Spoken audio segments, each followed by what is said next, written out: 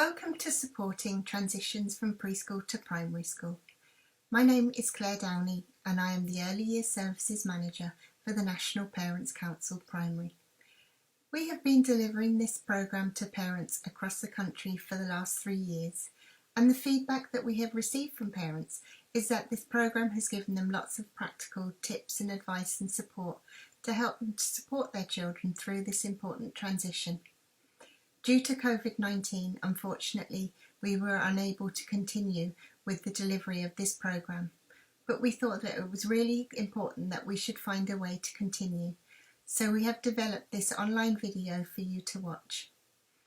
If you have any questions or any concerns, or if anything comes up that you'd like more information on throughout this programme, please don't hesitate to get in touch with us and we will be happy to help you. All the contact information that you will need will be at the end of the video. Thank you for watching.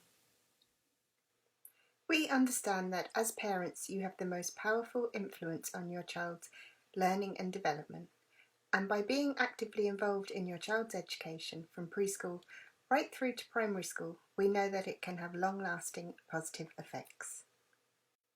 As we look at this picture, it shows us that there can be lots of feelings and emotions involved in the transition from preschool to primary school. Your child may be excited, and maybe you as a parent are a little bit worried or apprehensive, which is only very natural, or maybe it's the other way round. What's important here is that we are aware of these feelings so that we can manage them as best we can. Transition simply means moving from one place to another, and children will have experienced many transitions before they even start school. The transition from preschool to primary school can be one of the most important educationally and can have long-lasting effects all the way through your child's education. So you might be wondering, when does the transition period end and how will I know that it went well? A good transition means that your child has settled in well into their new class and are happy and content to play and learn. And this transition period doesn't start and end on the 1st of September. It starts when you and your child start thinking about and planning for school, and it ends when they are happy and secure in their new environment. How long does this process take? This will be different for every child. It could be days or weeks. What is important to remember is that by preparing your child, you are helping them to get the best start, and that it's not the sole responsibility of your child to be school ready. It requires partnerships between the child, the family, the school and the community. So what are your hopes and fears for your child starting primary school? You might want to pause this video here and have a think. As we have delivered this session over the past few years, the most common things that parents have hoped for their children is that they are happy and that they make friends.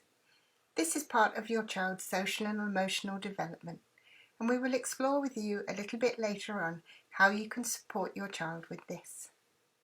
Think about all of your child's learning and development up to now. Consider all that you have helped them achieve: walking, talking, maybe riding a bike or a scooter, or even learning to put on their own coat. There are many things that we teach our children every day, and to get the most out of these moments, it's important to recognise their efforts too, even when they don't quite get it right. It's a valuable life skill for children to have the ability to try again. So when we are preparing our child for school, it's only natural that it will bring up some of our own memories of school. It's nice to share your memories with your child, but try to keep them positive. You are the most important role model in your child's life, and children will often develop their values and beliefs from their parents.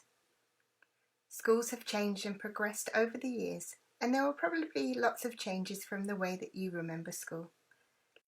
So here we will look at the changes your child will experience when transitioning to primary school.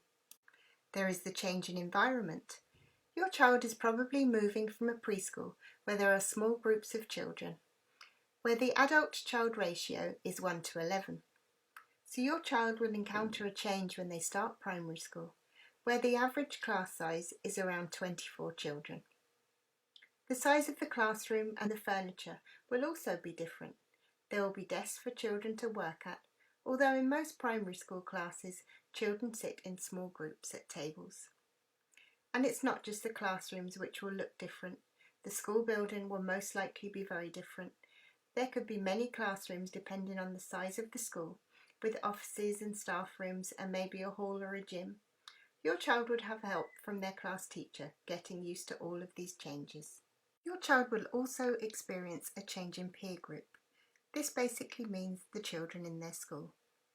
They will make new friends, but they will also have to manage mixing with children who are maybe older than them, so they will go from being amongst the oldest in preschool to the youngest in primary school.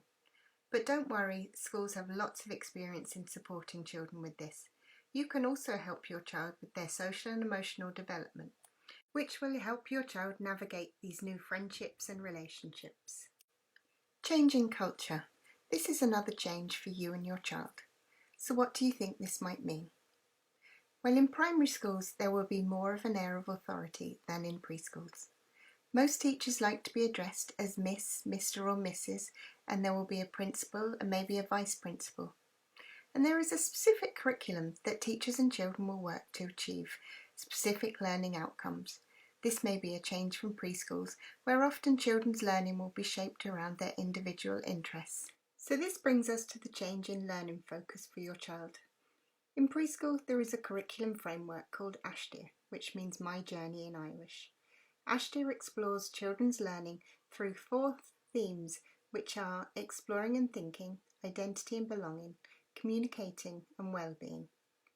Where in primary school, the curriculum is presented in 7 areas, which are arts education, which covers visual arts, music and drama, mathematics, social and environmental and scientific education. This covers history, geography and science. PE, which is physical education. Religious or ethical education, which will differ from school to school.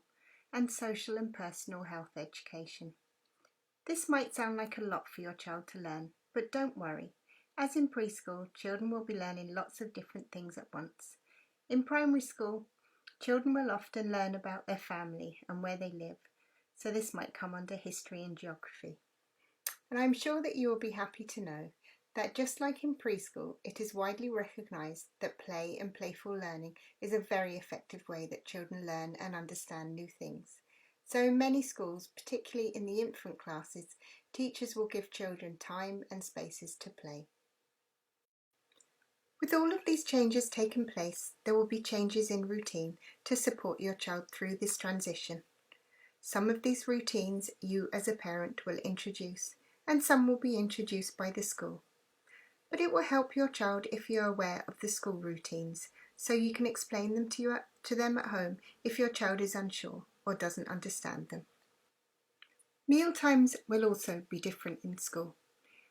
In preschool, your child might have had 1 snack time a day, and in some preschools, children can eat and drink as they are hungry, and can usually take as long as they need to.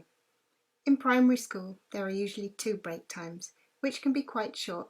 They are usually known as big break and little break, which are often followed by yard time or time to play outside.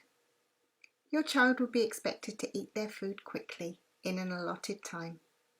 You can support your child here by explaining to them not to eat all of their food at once if they have 2 breaks, and by providing them with small bite-sized snacks which are healthy, easy to open and eat. For example, you could peel your child's orange before you put it in their lunchbox or cut their sandwiches into 4.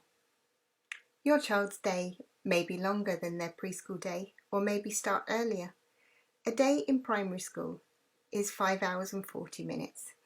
Many schools reduce this by 1 hour in junior and senior infants, so you will need to plan your day around this. Attendance at school is compulsory. Children have to go to school, and as a parent it's part of your responsibility to bring them every day and to bring them and collect them on time.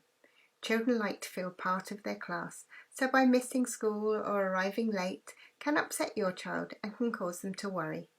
This can take some planning, and depending on where you live and how you travel to school, you might want to look at all your options. Schools and the routes around schools can be very busy, and parking can be a challenge if you are driving, and traffic can be slow if you are using public transport, so be prepared for this and plan ahead. And think about any new routines that you can put in place to help both your own and your child's day run smoothly. And if this sounds like a lot, this is a new journey for every parent and every child, even for those who already have children in school, because every child is different. If you are concerned about any aspect of these routines, contact our helpline and one of our helpline officers will be happy to listen. Have a look at these photos. Is there anything that you particularly notice? Maybe something different from the classrooms at your school? In previous sessions that we have held, the first thing that parents have noticed is the interactive whiteboard. This is important not just because it's supporting children to use technology in their education, but it also gives us an insight into how the curriculum involves children in their learning. There could be quizzes where children have to get up and touch the correct answer or choose the correct colour, so children are up and moving about and very much involved in their own learning. Parents have also noticed that children work in groups. This is important because not only are children learning about the subject, which seems to be cooking here, but they are also learning about communication, turn-taking and negotiation. Play is an important aspect of life and learning for your child. When children are playing, they are making sense of the world. They are learning how to use language and communication. Have you ever listened to your child playing shops or making dinner for a teddy or putting their dolls to bed?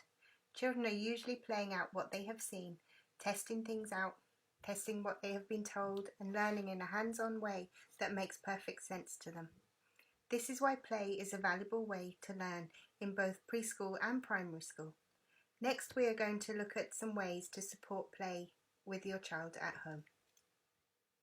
Imaginative play is something that usually comes very naturally to children.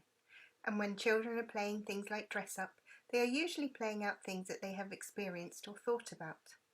They might play out being a doctor or a shopkeeper, for example. Have you thought about providing your child with items so that they can play schools? Maybe a school bag, paper, pencils, for example. Join them with the play and you may get an insight into how your child is feeling about school.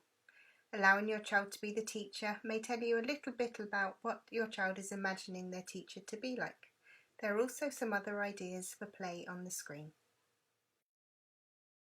Language and literacy development may sound very formal, but it simply means how children learn to speak, listen, read and write, and take part in conversations. So when we look at language and literacy like this, you may find it easier to support your child at home in a playful and an enjoyable way, which will give them a great starting point when they go to school. So what can you do at home to support your child's learning? You could sing some nursery rhymes. This is an enjoyable way for children to learn about language, and if you favourites from your own childhood, your child might enjoy hearing about why. You can make up some rhymes or try some tongue twisters. Read stories together, or better still, make up a story. You could try and make this part of your daily routine. If possible, you can also have crayons and pens and pencils accessible to your child. All of these activities will support many aspects of your child's learning and development. Learning about numbers and maths is another area of your child's development that you might associate with school. You will be happy to know that there are lots of things you can do at home to support your child's learning. Take a look at this picture. What learning do you see from this simple activity? Maybe you could pause the video here and write down a few. So while these children are playing with sand, some of the things they may be learning about are weight and measurement, the idea of more and less, bigger than or smaller than, heavy and light.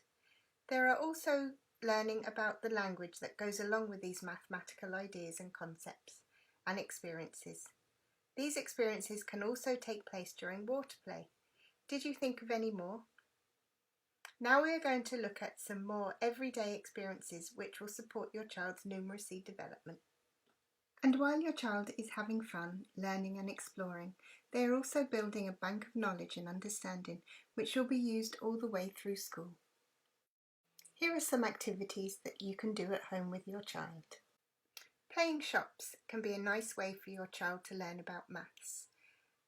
You can teach them about how we use money. Use the language with them. That will be 5 cents or that will be 10 cents or here's your change. Helping with the laundry is also a good way. Matching socks and sorting piles. Cooking with your child so they are learning about weight and time and following the order of a recipe. These are all everyday experiences that you can use in your home to support your child's learning. So as I mentioned in our hopes and fears earlier on, many parents told us that their hope for their child was that they would be happy and make friends. And your child's social and emotional development will strongly influence this. Social and emotional development is connected to developing friendships, keeping friendships, expression and naming emotions, controlling their emotions, and developing empathy.